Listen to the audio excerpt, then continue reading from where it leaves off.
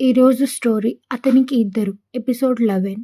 మెల్లగా బుడ్డి దగ్గరకు వెళ్ళి కూర్చుని, ఏమైంది బుడ్డి, మొహం ఎందుకు అలా వేలాడదీసుకున్నావు అని అడిగాడు సుభాష్. అప్పటి వరకు వాళ్ళనే చూస్తున్న జనని తల పక్కకు తిప్పుకొని ఏమీ లేదన్నట్లుగా తల ఊపింది. కానీ తన మొహం చూస్తే సుభాష్కి చాలా బాధ వేసింది. తల మీద నిమురుతూ, లైఫ్లో చాలా చాలా పెద్ద పెద్ద విషయాలు జరుగుతాయి.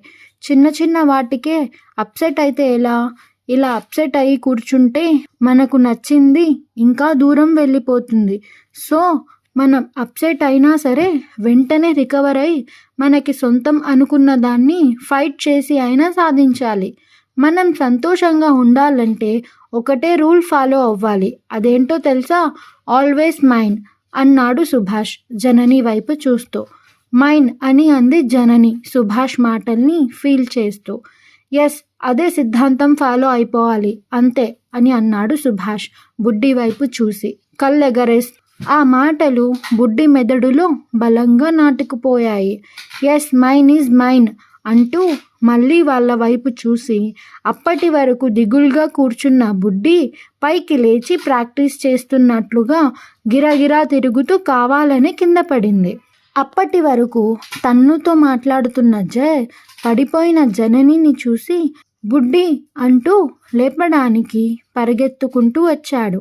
అటు నుంచి జతిన్, చరణ్, రాకేష్ కూడా వచ్చారు. కానీ సుభాష్ మాత్రం కదలకుండా ఉన్న చోటునే కూర్చుని జరుగుతున్నదంతా చూస్తూ, వామ్మో బుడ్డి, నువ్వు చూసి రమ్మంటే కాల్చి వచ్చే రకంగా నేను ఇలా చెప్పానో లేదో అలా లైన్లోకి వచ్చేసావు అనుకున్నాడు మనసులో.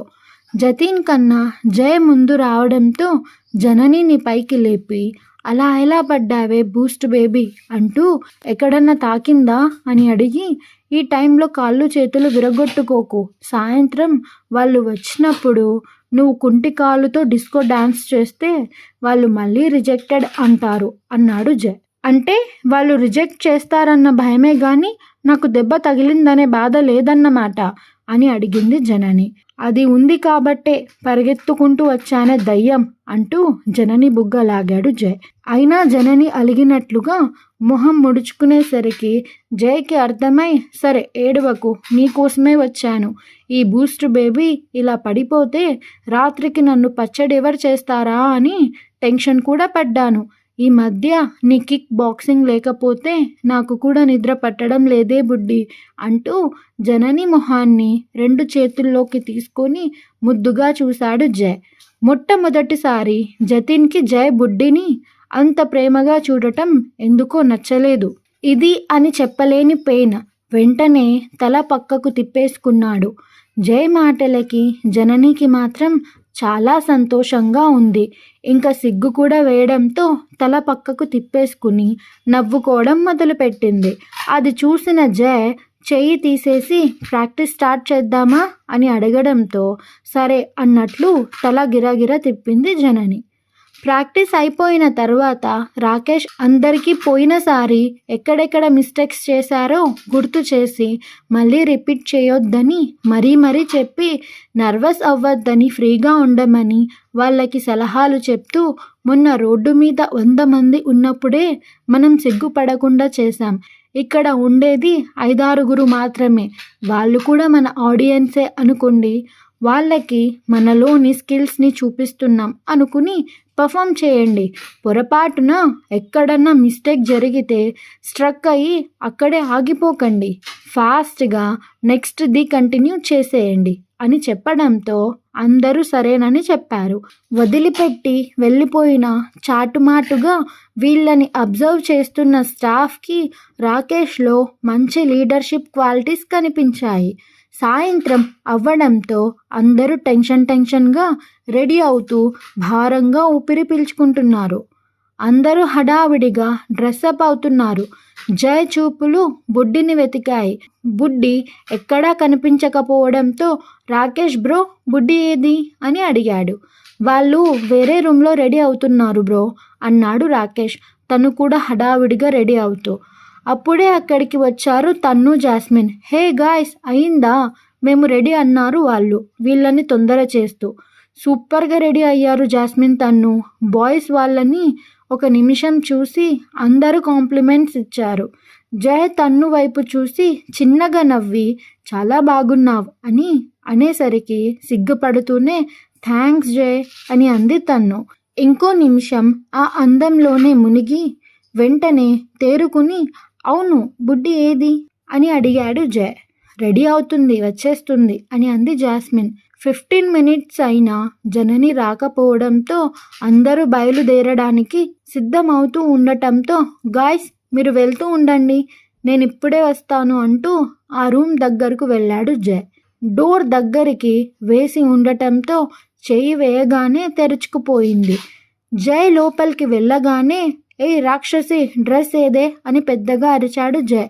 అక్కడ జయ్ని చూసి నువ్వెందుకు వచ్చావు అని పెద్దగా అరిచింది జనని. నీకోసమే వచ్చాను అందరూ వెళ్ళిపోయారు అని అన్నాడు జయ్ వెనక్కు తిరిగి నిలబడి. వెళ్ళిపోయారా మరి నేను?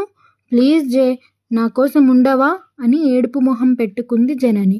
ఉంటాను కానీ డ్రెస్ వేసుకుని చావవే చూడ్లక చస్తున్నాను అన్నాడు జయ్. వేసుకోవడానికి డ్రెస్ ఉండాలిగా నా డ్రెస్ స్టిచెస్ ఊడిపోయాయి వేసుకురావడానికి తీసుకువెళ్ళింది స్టాఫ్ అని చెప్పింది జనని. దేవుడా అన్నీ నీకే జరుగుతాయి ఎందుకే అన్నాడు జయ్.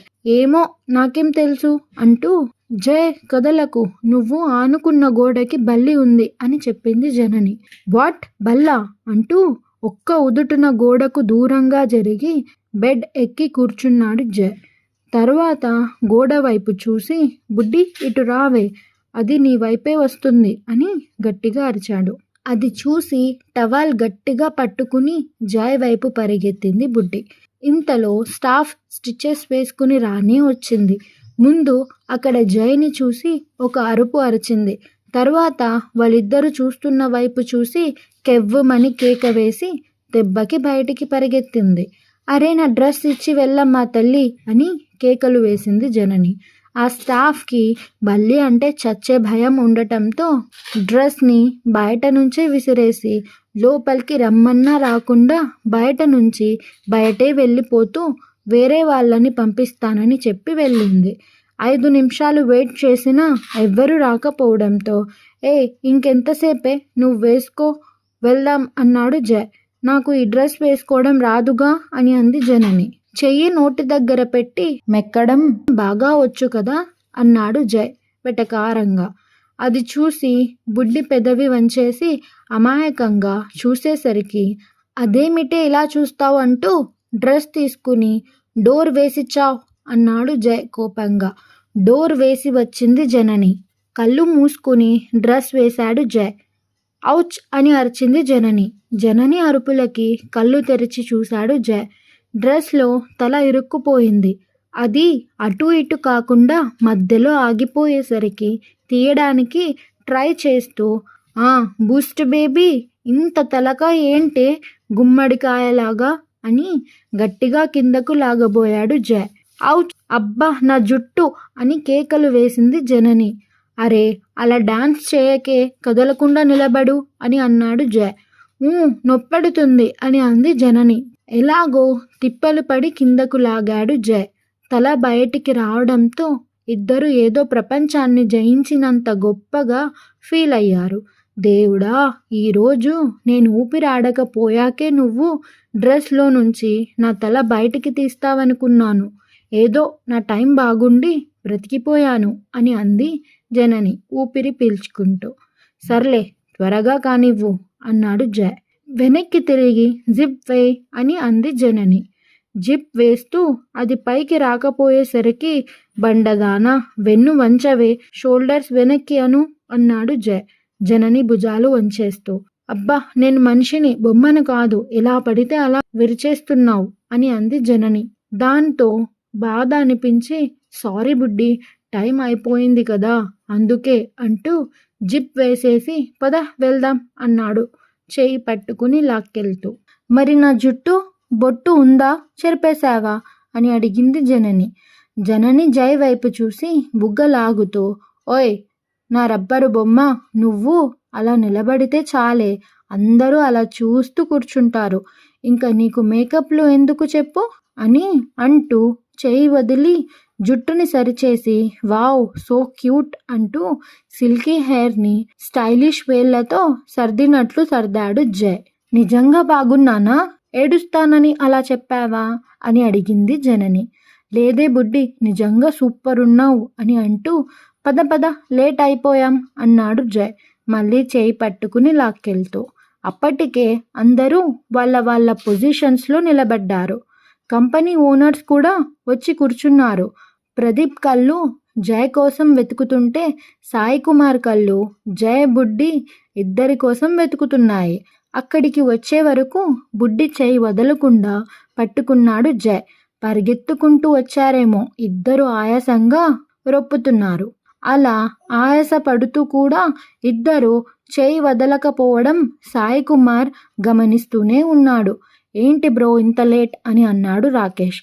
సారీ బ్రో అని అంటూ వాళ్ళ పొజిషన్స్కి వెళ్ళారు జనని జయ్. ఎలాగోలా ఈసారి సెలెక్ట్ అవ్వాలని అందరూ దేవుణ్ణి ప్రార్థించారు. జనని మైక్ తీసుకుని గట్టిగా గాలి పీల్చుకుని దేవుణ్ణి తలుచుకుని ఆయన పాటతోనే శ్రీకారం చుట్టింది.